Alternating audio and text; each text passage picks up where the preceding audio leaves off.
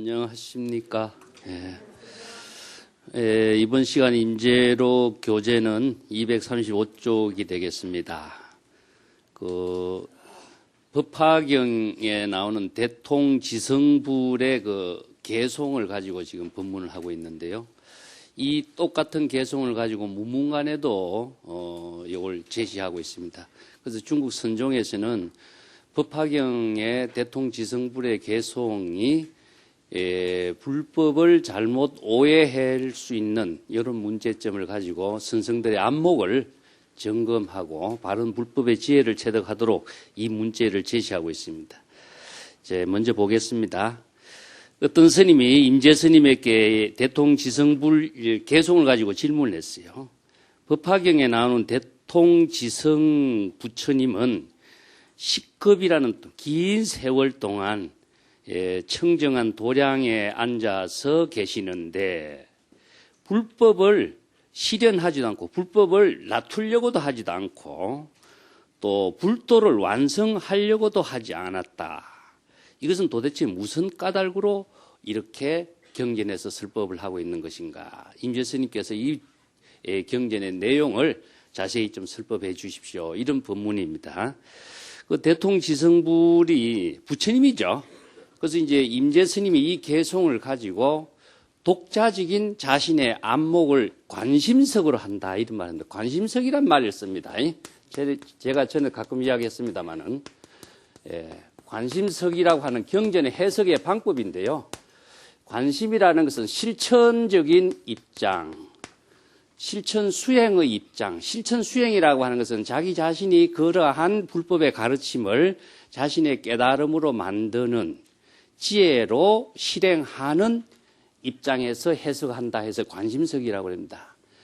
다른 모든 경전의 주석 같은 것 보면 언어를 중심으로 해서 불법의 가르침의 법을 중심으로 한 개념을 정확하게 해석하는 것이 일반적인데 선성들은 자신이 경전의 언어 그 자체는 방편의 법문이기 때문에 방편 그 자체에 목적시하는 그 자체가 또 다른 부작용을 만들어내요.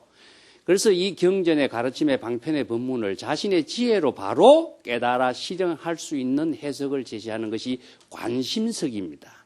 그래서 임재의 독자적인 안목으로 경전의 법문을 실천적인 입장에서 해석하는 입장인데 경전의 내용의 의미를 임재는 어떻게 법문을 하고 있는가 이걸 한번 보겠습니다.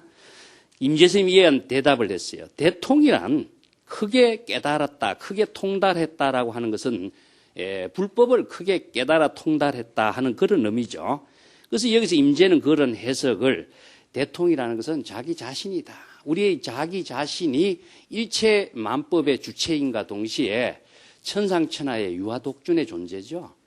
그래서 항상 제가 불법의 공부는 세속에서 이야기하는 가치관의 명예나 지위나 돈이나 권력이나 이런 것으로서 불법 수행의 의미는 없어요.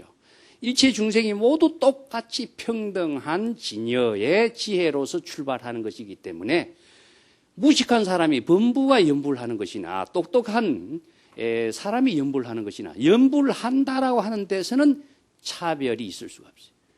그래서 일체 중생이 모두 절대 평등의 깨달음의 경지를 이룰 수 있는 종교가 불교에서는 평등의 종교입니다. 그래서 우리가 한 마음을 구족하고 있다, 진여를 구족하고 있다는 말은 범부나 성인이나 똑같은 진여를 구족하고 있기 때문에 불교는 평등의 종교죠. 그래서 대통이라고 하는 것은 자기 자신이다. 임재는 이렇게 이야기해요. 일체의 모든 사람들이 각자 자기 자신이 바로 마음이 청정한 진여를 구족하고 있는 그 경지가 바로 대통이다. 그렇기 때문에 언제 어디서라도 어떠한 존재, 그 자기의 의식의 대상 경계로서의 존재라고 하는 것은 실체가 없다.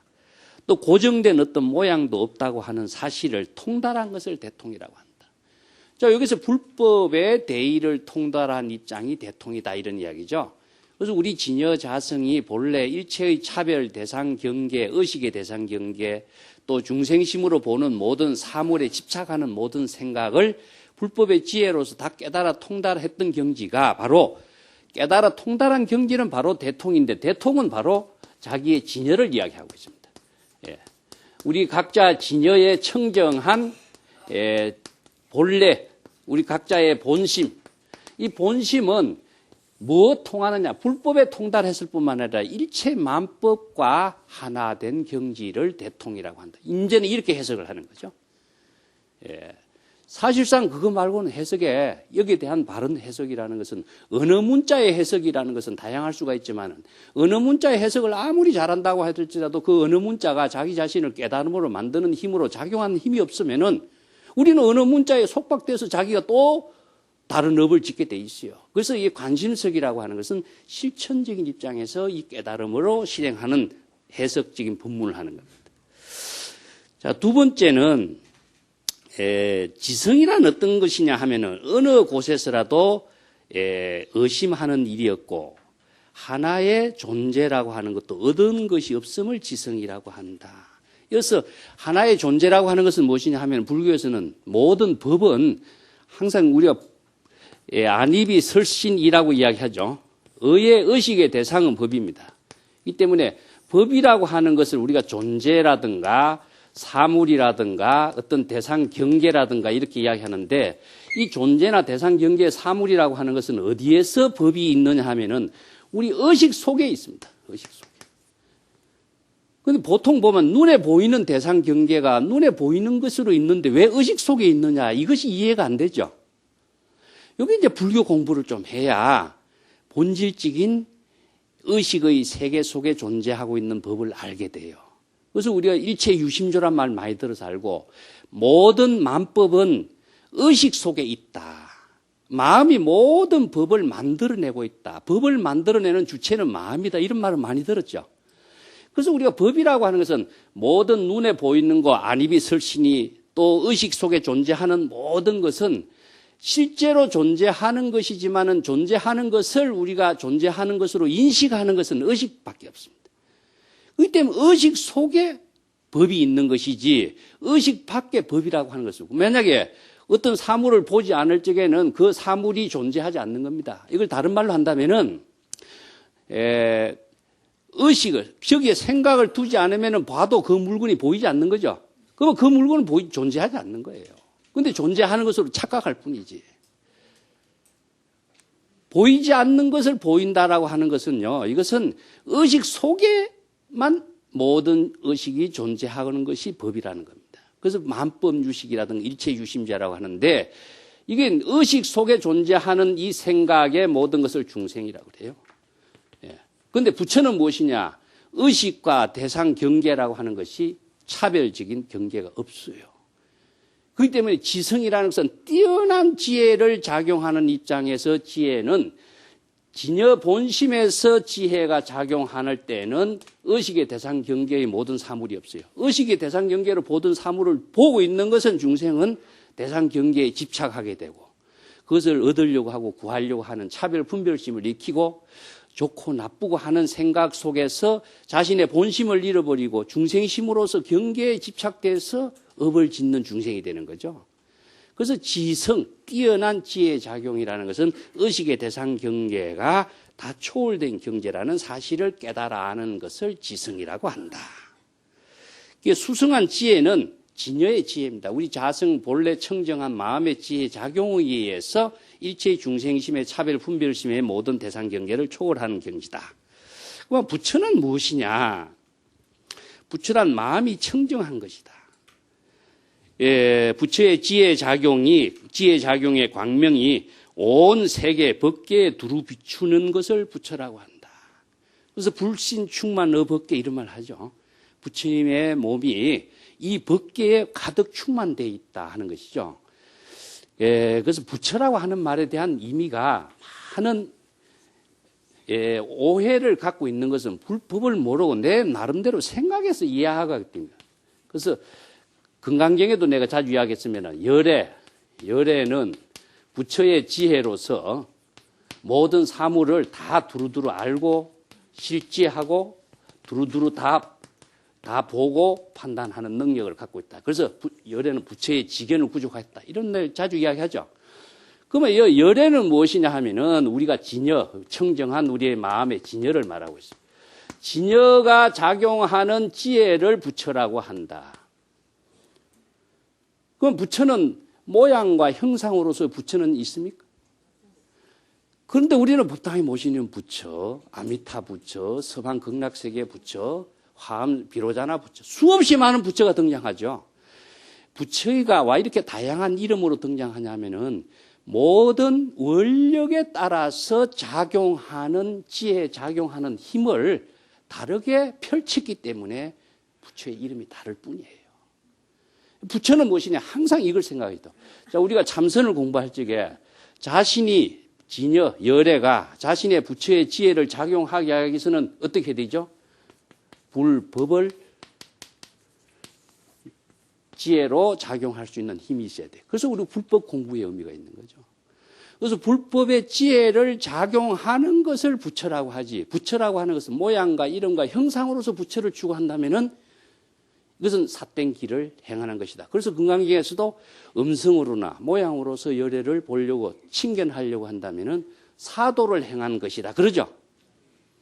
그 금강경의 구절을 아무리 많이 애우고 있어도 이 법으로서 그 법문의 참된 의미를 자신이 지혜로 바꾸어서 활용하고 실행할 수 있는 능력이 없으면은 어느 문자 속에서만 맴도는 거예요, 우리가.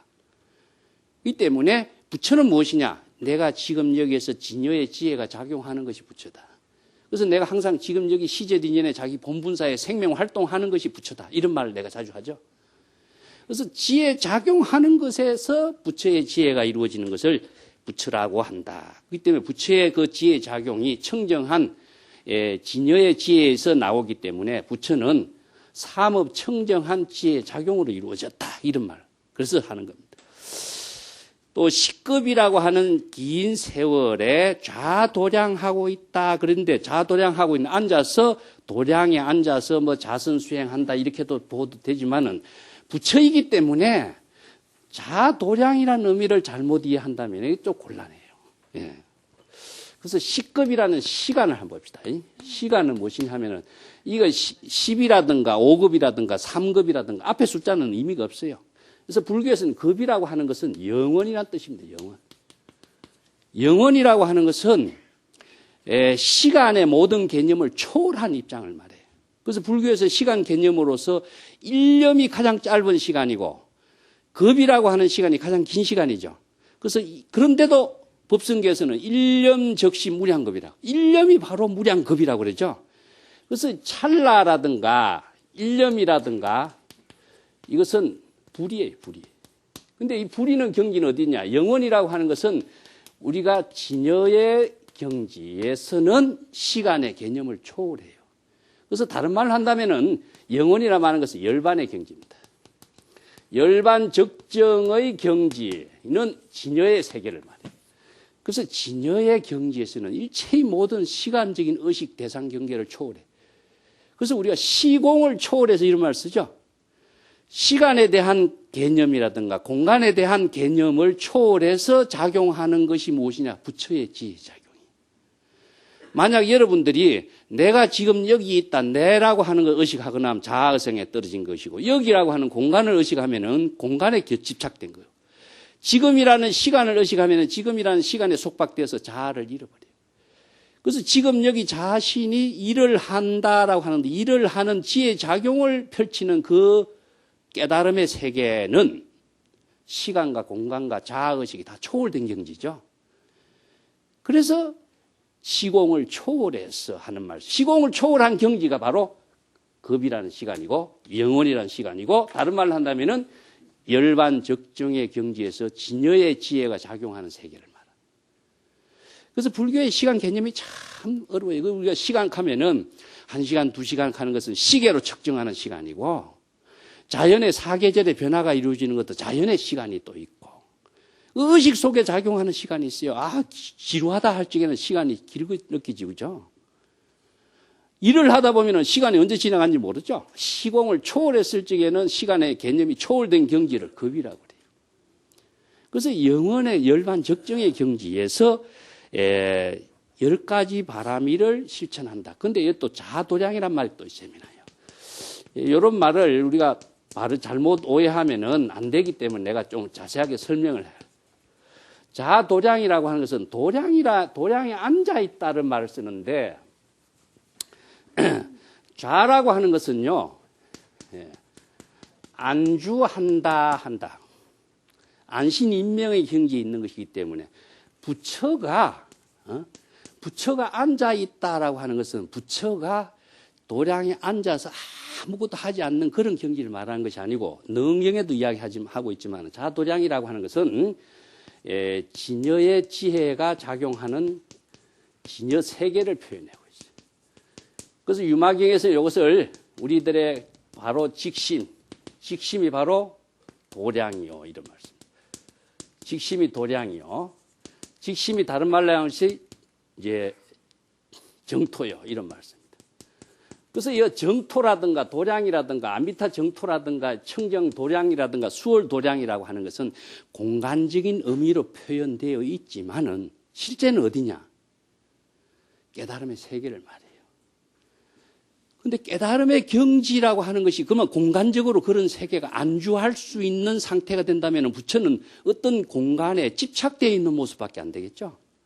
그래서 금강경에 이와 비슷한 이제 반대적인 언어로 표현하는 것이 무엇이냐 하면은 억무소주, 무소주야. 무소주. 머무르는 곳이 없어야 돼. 머무르는 곳이 있으면 안 되게 됐죠. 여기서는 좌도량 같은 머무르는 곳이 있는 상태가 되겠죠. 그렇기 때문에 이것을 글자대로 잘못 이해하면은 공간의 어떤 장소에서 부처님이 앉아 있는 것으로 해석한다면은 부처는 어떤 대상 경계에 집착하고 있는 모습이기 때문에 불법하고 전혀 안 맞죠. 그래서 무소주, 머무르지 않는 경지에 자도량한다라고 했을 적에 그것은 진여의 세계입니다. 근데 진여의 세계 그러면은 진여의 경지라든가 진여의 세계가 머무르는 대상의 세계로서 의식이 된다면 이것 또한 집착의 대상이 돼요. 그렇기 때문에 여기에서 10급이라는 긴 세월 동안 자도량에 있다라고 하는 것은 10바라미를 실천하는 것이다. 10바라미. 우리가 6바라미 여러분 잘 아시죠?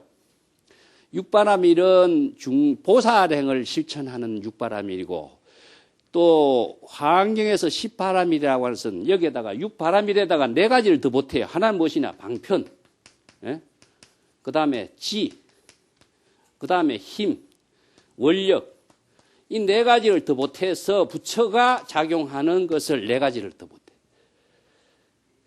그래서 이제 10바라밀인데 이 10바라밀을 따로따로 실천하게 된다면 어떻게 된다면 따로따로 하나하나를 의식하게 된 대상이 되겠죠. 그래서 계율 조목을 수없이 많은 계율 조목을 하나하나 의식하면은 계율 조목에 속박돼 버려요. 그럼 부처가 보살행을 하고 부처의 지혜가 작용하는 입장에서는 바라밀의 실천이라든가 사람심 7가지 깨달음을 이루는 여러 가지 방편의 법문을 의식을 하면 어떻습니까? 이것은 의식의 대상 경계가 만들어지겠죠. 그래서 10가지 바라밀을 실천한다라고 하는 것은 진여의 지혜가 작용하는 그 가운데에 바로 10가지의 바라밀의 실천이 이루어지고 있는 삶이 되고 있다는 것을 이야기해요. 이게 하나하나 실천하는 것은 대상 경계를 설정하는 겁니다.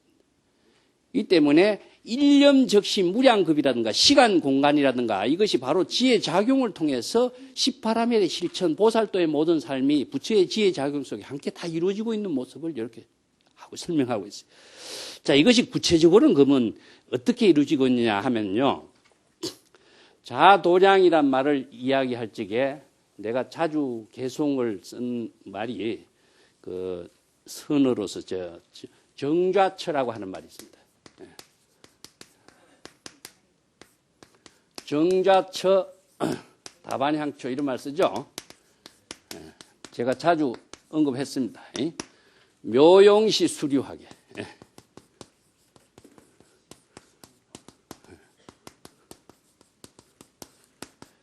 요 수류하게 하고 다반향초는 무엇이냐면은 정자처가 자도량의 세계입니다. 그래서 정자처는 어떤 경지냐? 우리의 본래 진저의 중생심에서 초월해서 불심의 견성의 입장을 정자치라고 하고 묘용시라고 하는 것은 성불의 입장이라고 보면 돼요. 그래서 견성, 성불이라고 하는 것은 둘로 나눌 수가 없죠. 견성, 성불. 이걸 정자처 때 자도량이 되는 것이고 묘용시 지혜가 작용하는 것, 진공과 묘유의 세계입니다. 진공의 경지에서, 진여의 경지에서 부처의 지혜가 작용하는 것을 묘용이라고 하는데, 묘용은 마치 무엇이냐, 조작에 의해서나 목적의식에 의해서 이루어지는 묘용이 아니고 물이 흘러가고 꽃이 피는 것처럼 시절 인연에 따른 작용으로 이루어져요. 이것을 자연업이라고 그럽니다. 자연업. 부처는 자연업으로서 이루어지는 것이지, 그래서 내가 목적의식을 가지고 부처의 지혜가 이루어지는 것은 부처가 아닌 것이다.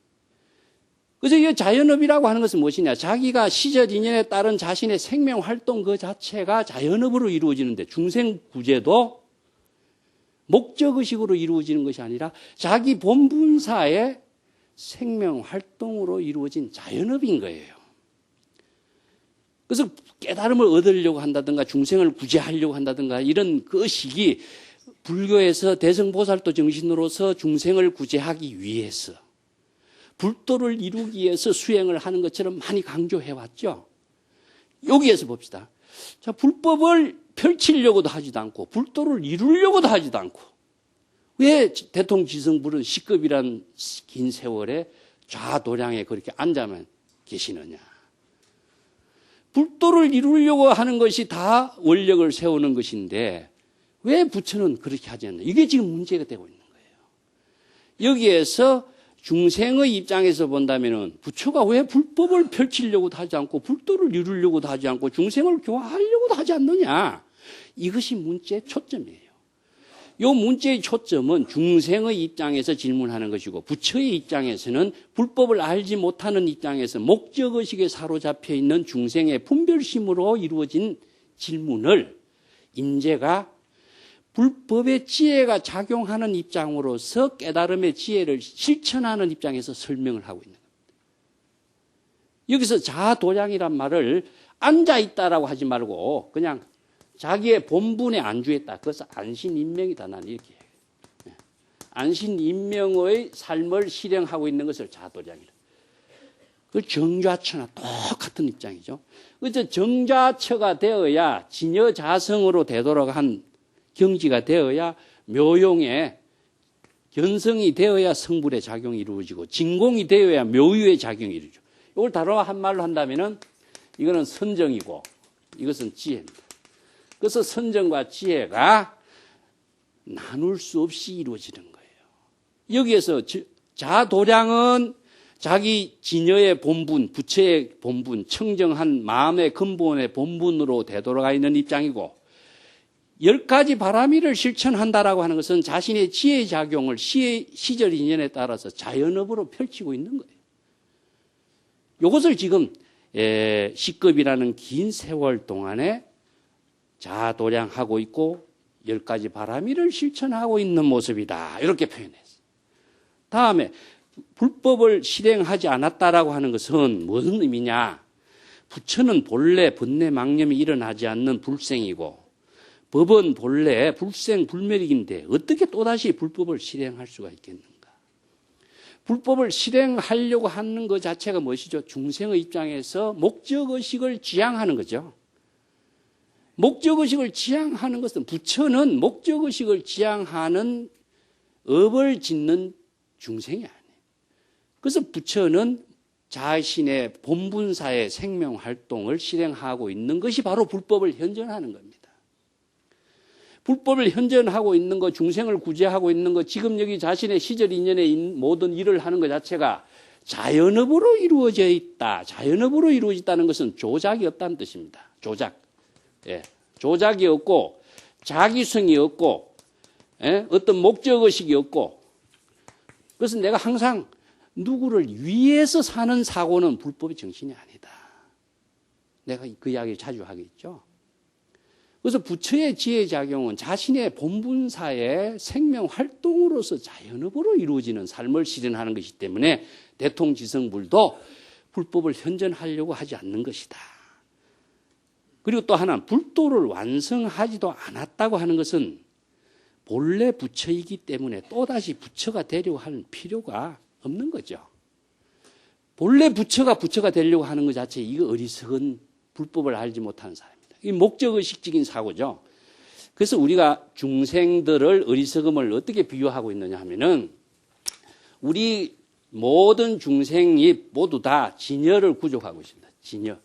진여의 지혜를 구족하고 있는데 이 진여지는 불법을 작용하는 힘을 진여지라고 그래요. 그 불법을 알지 못하기 때문에 이 불법을 알지 못하는 무지무명 때문에 자신이 구족된 진여지가 있는지 없는지도 모르고 진여지를 어떻게 펼칠지를 몰라. 이런 모습을 중생이라고 하는데 다른 말로 비유한다면 병정동자가 레구와 불을 구한다. 병정동자가 불을 구하는 것 같아요. 병정동자가 불이에요. 또 다른 말로 한다면은 소를 타고 기우명우란 말입니다. 소를 타고서 소를 찾아 헤매고 있는 모습에다 비유한. 우리 본래 진여의 지혜가 다 구족되어 있는데 자신이 불법을 통해서 진여의 지혜를 작용하도록 하는 것을 다른 데서 구해 얻으려고 하는 모습을 말이에요. 다른 사람에게서 찾아 얻으려고 하는 거죠. 이런 어리석음을 이렇게 비유하는 거예요. 그래서 불법을 바른 지혜를 구족하면은 불도를 이루려고 하는 목적의식, 불법을 실행하려고 하는 목적의식, 이런 목적의식 위에서 전부 다 벗어나서 자기 본분에 구족되어 있는 진여의 지혜를 시제인연에 따라서 작용하는 능력을 갖추게 되는 것이다. 이 때문에 자기 본분사의 지혜 작용 그 자체가 바로 지금 여기에서 시급 영원의 시간에, 즉 다른 말 한다면 영원의 지금입니다. 영원의 지금. 우리가 시간이라는 것을 우리가 중생심으로 나누어서 영원이다, 찰나다 이렇게 나누었지만 우리의 진여의 지혜가 작용하고 있는 우리 본분의 입장에서 본다면은 영원의 지금 속에서 우리들의 삶은 실행되고 있던 거거든요.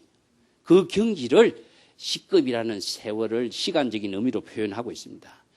그 아미타 부처님이 서방의 10만억 국토를 지나서 아미타 부처님이 있다. 그래서 서방의 10만억 국토가 실제로 존재하는 세계냐 하면은 시방 법계라고 하는 가운데에 시방 법계라고 하는 가운데 10만억 국토도 들어있는 거지. 시방 법계를 벗어나서 10만억 국토가 있는 거 아니죠. 그러면 시방 법계는 어디죠? 예? 우리의 마음이에요. 그래서 우리의 마음의 작용을 법계라고 이야기하는데 이 법계를 떠나서 10만억 국토를 지나서 정토 아미타 부처님의 극락세계가 있다라고 한다면은 그것이 유상의 존재의 국토라고 생각하는 것은 불법을 모르는 사람이에요. 법계라고 하는 것은 우리 일심의 작용을 법계라고 합니다. 그래서 일심 법계, 법계 평등, 평등 일상 이런 말로 표현하는데 그래서 아무리 서방 극락 중토가 10만억 국토를 멀리 있다고 해도 우리 법계를 벗어난 세계 속에서 있는 국토가 아니에요. 그렇기 때문에 청정한 우리들의 직심의 세계가 바로 정토의 세계인 거다. 뒷장 넘어가겠습니다. 그 사람도 부처는 항상 세간에 있으면서 세간의 모든 것에 물들지 않는다고 말하지 않았느냐. 자, 이 말이 무엇이냐 하면은요, 유마경에 있는 유명한 말이죠.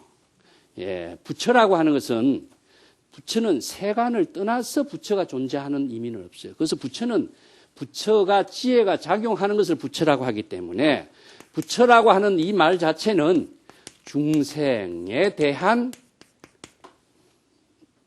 하나의 방편적인 언어로 붙인 이름일 뿐입니다. 이게 불심의 지혜가 작용하는 것이 부처고 업을 짓는 것을 중생이라고 해요. 그래서 이 부처나 중생은 한 마음에 의해서 부처가 되느냐, 중생이 되느냐 하는 것이죠. 그래서 이제 한 마음의 작용을 불법을 알면은 불법을 알아서 진여의 지혜가 작용하는 힘을 구족하면 부처가 되고 불법을 알지 못하는 무명의 중생은 무엇이냐 하면은 업을 짓는 것이다. 그래서 부처는 다른 말로 한다면은 청정한 삶이 되는 것을 부처라고 하고 중생은 청정하지 못하고 업을 짓는 중생을 중생이라고 한다. 그래서 한 마음의 작용에 따라 달라요. 내가 다른 비유로 했으면은 일심의 작용이 불법을 알고 지혜가 작용하고 청정한 깨달음의 삶을 실현하면 부처고 그 불법을 알지 못하고 미혹에 떨어져서 방향 잃었고 방법을 모르고 업을 짓는 것은 중생인데, 이것은 마치 탄소가 법의 체계에 잘 맞춰서 다이아몬드가 되면은 금강석이 되고, 똑같은 탄소가 그냥 무질서하게 중층적으로 쌓여 있기만 하면은 이것은 흑연하고 석탄밖에 안 된다. 똑같습니다. 이 때문에 마음 작용에 의해서, 마음의 지혜를 작용하는 힘에 의해서 부처가 되고, 그 힘이 없으면 중생이 되는 거예요. 그래서 우리가 불법 공부라고 하는 것은 우리가 잠시라도 마음 작용이 정지된 상태는 없는데, 마음 작용이 지혜로 작용하게 하는 힘을 쓸 수 있는 능력을 구족하기 위해서 우리가 불법 공부하는 의미라고 하셔야 돼요. 그것이 바로 부처로서의 지혜로운 삶을 사는 것이다. 그렇기 때문에 이 불법 공부의 모든 지혜와 능력이 어디에서 이루어지냐 하면요, 부처가 중생의 세계에서의 부처의 존재 의미가 있어요. 부처의 세계에서의 부처의 존재 의미는 없는 거죠. 그래서 상대적인 방편의 언어이기 때문에. 그래서 세간에 있으면서 세간의 중생과 함께 하면서 지혜를 작용하는 것이 무엇이냐. 이걸 철염상정이라고 그래요.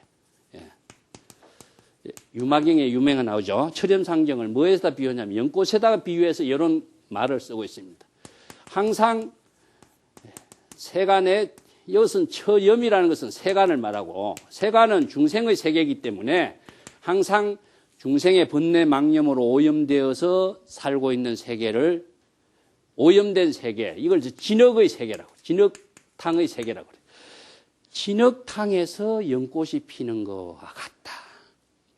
그 때문에 진흙에서 연꽃이 피지만 진흙탕에 물들지 않는 모습이, 중생이 세간 중생과 함께 살면서도 부처는 중생의 모든 번뇌 망념의 오염에서 다 초월된 지혜로 작용하는 능력을 구족하고 있다. 여기 이제 세간에 있으면서 세간의 모든 것에 법에 물들지 않는다, 이런 말 썼는데, 이것은 다른 말로 한다면요, 금강경의 구절 여러분 많이 알고 있으니까 금강경 구절 알죠. 그래서 일체 현성은, 일체 현인과 성자는, 현성은 무위법으로 차별한다, 이런 말씀입니다. 무위법으로 차별한다. 이 금강경의 구절이 참 이해하기 어렵습니다. 무위법이라고 하는 것은 진여, 부처의 일체의 모든 세간을 초월한, 번뇌 망념을 초월한 지혜를 작용하는 것이 무위법이고, 차별이라는 것은 무위법으로 어떻게 차별하냐. 이것은 세간의 모든 법을 판단하는 능력을 차별이란 말씀입니다. 여기 이제 기실론에 보면은 진여의 지혜가, 다른 말로 기실론이 나옵니다. 진여의 지혜는 언어로서, 언어에 의거해서 분별한다, 이런 말이 나옵니다. 이어서 분별이란 말은 중생의 분별심하고 중생의 차별하고 똑같은 언어인데, 여기에서 뭐가 차이냐면 진여의 지혜와 무위법이라고 하는 것으로 차별하는 것이고, 진여의 지혜로서 분별하는 겁니다. 진여의 지혜로서 세간에 사용하는 모든 언어의 방편을 가지고 분별하는데, 이 분별하는 작용이 무엇이냐 하면은 불직견이라 그래요. 그래서 법화경에서 이야기하는 불직견은, 금강경에서는 열애가 실지실견한다, 이런 말 하죠. 뭘 실지실견합니까? 여법학의 지혜를 작용하는 능력을 펼치는 것을 실지실견한다, 이런 말이에요. 그런데 중생은 여법학의 모든 세간에 살면서 세간의 법이 일체의 업을 초월할 수 있는 지혜가 작용할 수 있는 능력이 중생은 없는데, 부처는 무위법으로서, 일체의 현성은 무위법으로서 진여의 지혜로서 차별하는 겁니다. 이런 능력을 갖고 있기 때문에 세간에 있으면서도 세간에 물들지 않는 지혜를 작용하는 힘을 펼칠 수 있는 거죠. 이게 10가지 바람의 실천 가운데 4가지 부처로서 더 4가지 더 능력을 갖추는 것이 아까 이야기했지만 방편, 지혜, 힘, 원력, 이 4가지가 이 4가지 힘에 의해서 세간에 물들지 않는 10가지 바람일의 실천의 행을 자연업으로서 이루어지고 살고 있는 모습을 철염상정이라고 그래요. 만약에 이런 힘이 없으면 어떻게 됩니까? 경계에 끄달리고 집착하고 애착을 갖게 되고 자기가 중생심으로 몰락해버리겠죠. 그렇기 때문에 10가지 바라미를 실천할 수 있는 능력이 불법의 지혜가 구족되어 있는 힘이 있기 때문에, 그리고 그 힘을 원력의 힘으로 작용하는 힘이 있기 때문에 일체의 차별 대상 경계에 떨어지지 않는 거죠. 이걸 이제 건강경에서 다른 말을 한다면은, 아까도 내가 잠깐 설명드렸습니다만은, 응무소주, 응무소주 이생기십니다. 자, 여기서 머무름이 없는 경지는 바로 무위법의 경지입니다. 일체의 모든 차별 대상 경계와 함께 하지만은 일체의 모든 차별 대상 경계에 마음이 어느 한 곳에도 집착을 하지 않아요. 집착을 하지 않고 어느 대상 경계를 차별 분별을 하지도 않고, 그러한 진여의 지혜가 무소주입니다. 무소주의 진여의 지혜로서 자신의 마음 작용을 펼치는 것을 응무소주 이생기십니다. 이거 유마경에서는 뭐라고 하냐면은, 무주의 근본에서 일체법을 건립한다, 이런 말씀입니다. 유마경에서는. 응무소주 이생기심과 똑같은 표현의 사상인데, 내용을 유마경에서는 무주의 근본에서 일체법이라. 여기서 무주의 근본이라고 하는 것은 응무소주와 똑같은 표현입니다. 일체의 차별 대상 경계에 살면서도 일체의 차별 대상 경계에 사량 분별 대상 경계에 집착하지 않는 진여의 지혜로서, 이런 말이에요. 진여의 지혜로서, 여기서 무주의 근본이 바로 진여의 지혜를 말합니다. 진여의 지혜로서 일체의 모든 법을 건립한다 하는 것은, 일체의 모든 법이라고 하는 것은 지금 여기 시절의 인연에 따른 자신의 본분사의 생명활동을, 자신의 지혜 작용을, 불법을 건립한다, 이런 말씀이죠. 건립이라고 하는 것은요, 다른 말로 하는데도 창조와 같은 의미입니다. 자기 삶을 창조해 가는 것이다. 남의 삶을 모방하는 것이 아니고 흉내내는 것이 아니고 자신의 진여의 지혜를, 근본적인 자신의 창조적인 지혜로 자신의 시절 인연에 따른 자신의 삶을 창조하는 것을 건립이라고 그래요. 그래서 안신인명이라든가 임재가 앞에서 이야기했지, 수처작주요 입처계진이란 말 하죠. 입처계진이라는 것은 모든 진실이 된 깨달음의 지혜로운 삶으로서 자기 자신을 건립하는 능력을 수처작주가 돼야 돼. 자신이 일체의 어떤 차별 대상 경계에 걸림없는 능력을 구족해야만이 가능해. 자신이 그런 지혜를 작용할 수 있는 원력의 힘을 펼칠 수 있는 능력이 없는 사람은 대상 경계에 보면 끄달려버려요. 그래서 자신의 지혜로 자신의 삶을 건립할 수가 없어요. 이것을 전체적인 말로 종합한다면은, 자, 선에서는 이걸 내가 지금이라는 시간 아까 영혼이라고 그랬죠? 지금, 여기라고 하는 것은 무주처의 여기입니다.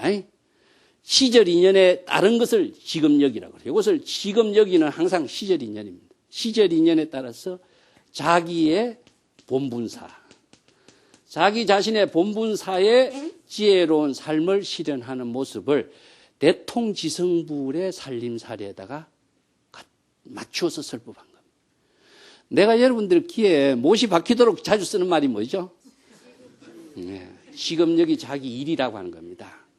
다른 거 잊어먹어도 좋아요. 항상 이것을 자각할 때에 자기 본분사로 되돌아갈 수가 있어요.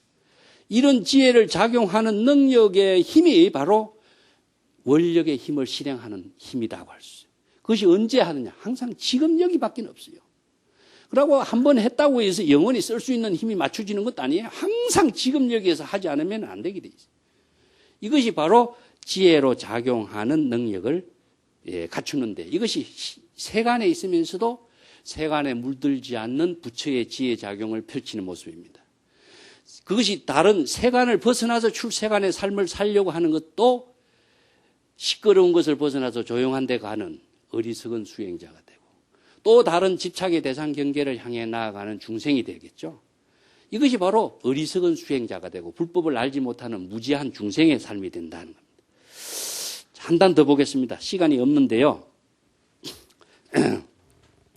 여러분들이 만약에 부처가 되고자 한다면은 모든 사물 대상 경계를 쫓고 그 사물 대상 경계에 따라서 사량 분별을 하지 말아야 한다.